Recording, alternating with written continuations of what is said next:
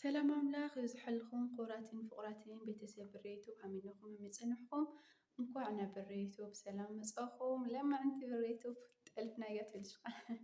እና እንኳዕ ደስ በለኩም ደስ በለና ማለት እዩ ደስታና ንምግላጽ ኢና መጽና በእውነት ማለት እዩ ብሬ ዩቱብ ተቐበሉ እኳ እግዚአብሔር ይመስገን እግዚአብሔር ኣምላክ ትሕቲ እግዚአብሔር ኣምላክ ድማ እስኻትኩም ኣብ ታሕቲ ኮይንኩም ኣይዘኺ በርትዕ ለኹም ስለተበርታትዑ ሰብስክራይብ ስለትበለኹማ ቪድዮ ለኹሉ በፅሕ ስለ ሸርትለኹም እዩ ኾራተይ ዳኻትኩም ለክብሪ ይግብአኩም እዩ እግዚአብሔር ይኽረልና ንሕዝለ ምብርታዕኩም እያ ቪድዮ ኣዳኹሉ ሳም ድፅሕ ሸር ላይክ ሰብስክራይብ ብምግባር ኣበራትዑ ልትዩ ተስፋ ኣይተቆርፅዋ በእውነት ቪድዮ ካንተ እንድትርእየልካሲ እዚ ኩሉ ደኽምካ እዚ ኩሉ እንትንካ ቪድዮ ክትፅዕኑ እንትን ደይርአ ኮይኑ ሰብ ብጣዕሚ ኢኻ ተስፋ ዝቆርፅና ተስፋ ከይተቆርፅዋ ኹራት ኣሕዋተይ ኣይዘኺ በርትዕና ኣለዋኹም ኣበራትዕዋ መንፈሳዊ ሕቶ ይመስል ድኾኑ ደኹሉ ሰብ ክበፅሕ ድማ ሸር ብምግባር ተሓባበሩዋ ማለት እዩ ኹራተይ እና በእውነት እንኳዕ ደስ በለኩም ደስ በለና ብሬ ውኡ እንኳዕ ደስ በለኪ ደስታኺ ደስታና በእውነት ብጣዕሚ ደስ በለኒ ማለት እዩ ቃላት የብለይ እውነት ለመናገር እግዚአብሔር ይመስገን ምስቲ ስራሕ ክሲ እግዚአብሔር ኣምላክ በእውነት ድኻም ክሲ ኣብ ኮንታ ያቆረይ ብሬሲ በእውነት ለመናገር ማለት እዩ ስራሕ ብጣዕሚ ከቢድ እዩ ስራሕ ይተብለለ ካብኡ ድገደደ ስራሕ ስራሕ ኣዳዕረፍሲ ድገደደ ከቢድ እዩ ማለት እዩ እውነት ኣንስ ቀደም ብሓል ዩቱብ ትኸፍት ቀሊል ነገር ይመስለኒ ነይሩ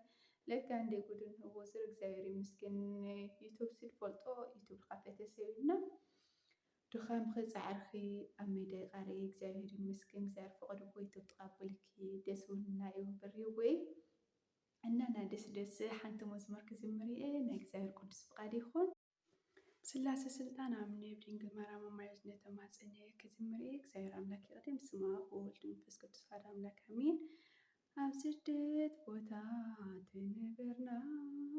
ቤትና ገዲፍና ተወፃና ናይ ኣባው ኣምላኽ ይረዳና ሓዘን ካባና ይርሕቐና ሓዘን ካባና ይርሕቐና እንዳ ገበረ ኣብ ሰልፊ መንገዲ ገበሩና ኣብ ሃገረ ባዕዲ ሓይሊ ናይ ሕድስ ኣብ ስደት ሃገር ምሳና እዩ እግዚአብሔር ምሳና እዩ እግዚአብሔር ኣብ ስደት ቦታ ትነበርና ቤትና ገዲፍና እንትወፃና ናይ ኣቦው ኣምላኽ ይረዳና ሓዘን ካባና የርሕቐና ሓዘን ካባና የርሕቐና እንዳባረኸ ስራሕና የዳውና ምሳና ይነብር ኮይኑ ኣብ ማእኸልና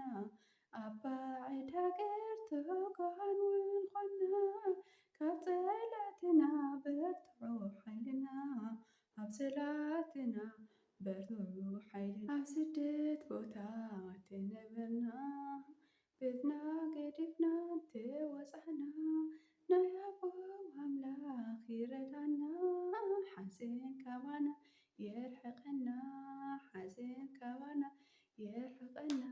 ስሙ ክንፀውዕ ጠምትና ምብራቕ ናብኡ ምዝናቕ ኣርሕቐና ሕማቕ ክብሪ ይሁብና ኩሉ ሰላም ኮይኑ ከመይ ኢሉ ይሓፍር ንዕኡ ኣሚኑ ከመይ ኢሉ ይሓፍር ንዕኡ ኣሚኑ ኣብ ስደት ቦታ ትነበርና ቤትና ገዲፍና ተወፃና ናይ ኣቦው ኣምላኽ ይረዳና ሓዘን ካባና የርሕቐና ሓዘን ካባና የርሕቐና እንዳማሃረ ሓደስቲ ምስጋና ጾምና ጸሎትናን ኩሉ ይሰምዐና ምሳና እዩ ንሱ ንዘላለም ይኽበር ይመስገን ጎይታ መድኃኔዓለም ይኽበር ይመስገን ጎይታ መድኃኔዓለም ኣብ ስደት ቦታ ተነበርና ቤትና ገዲፍና ተወፃና ናይ ኣቦው ኣምላኽ ይረዳና ሓዘን ካባና የርሕቐና ሓዘን ካባና የርሕቐና ኣሚን። ስለ መዝሙሩ ናይ መዝሙር በዓል ቤት ልዑል እግዚኣብሔር ይኽበር ይመስገን ኣሚን። ብድጋሚ ብሪ እውን እንኳዕ ድካ ዝለዓለ ካብ ዝበለፀ ድማ ዓብይ ቦታ ከም ትበፅሒ በዓልቲ ሙሉእ ተስፋየ የኒውድ በርትዕለይ ብርሸ ናብዚ ኣጋጣሚ ብጣዕሚ እየ ዝፈትየኪ የኒዋ